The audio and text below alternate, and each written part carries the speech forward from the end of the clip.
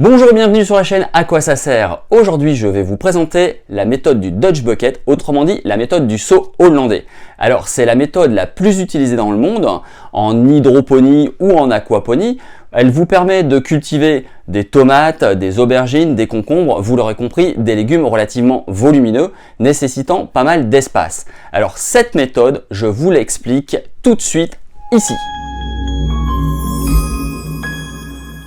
Alors nous voici arrivés aux explications sur la méthode dite Dutch Bucket ou encore appelée la méthode du seau hollandais. Alors c'est une méthode hydroponique active. Active pourquoi? Parce qu'elle nécessite de l'énergie pour alimenter la pompe à air et la pompe à eau qui permettra de faire circuler les nutriments. Et circulante, parce que je viens de le dire, ça vous permet de faire circuler les nutriments.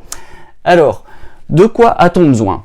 D'un réservoir. Un réservoir pour y mettre les nutriments. Dans le réservoir, on y met une pompe qui permettra de distribuer par le biais d'un tuyau d'alimentation les différents bacs que vous aurez positionnés à des distances respectives en fonction de vos cultures.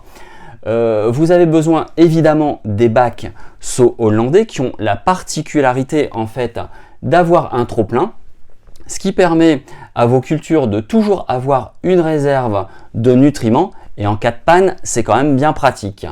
Ensuite, vous avez, de par le trop-plein, un système de tuyaux d'évacuation qui permet de faire revenir le surplus de nutriments dans votre réservoir.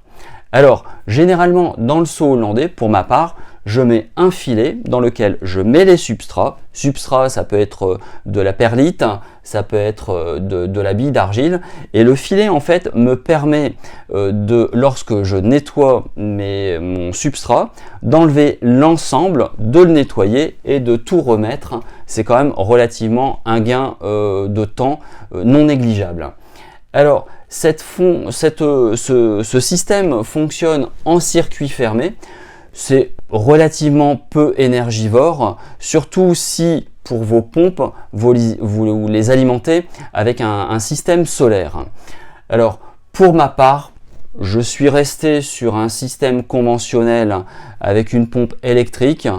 C'est pas ce qui consomme le plus, mais par contre, ça m'apporte un rendement relativement important et je peux mettre différentes cultures, c'est-à-dire que je peux mettre un plant de tomates, je peux mettre un plant de concombre, je peux mettre des aubergines à la suite, les espacer à ma convenance, bien faire attention néanmoins de bien vérifier son EC, son pH et sa concentration de nutriments pour que l'ensemble de vos cultures soit harmonisé.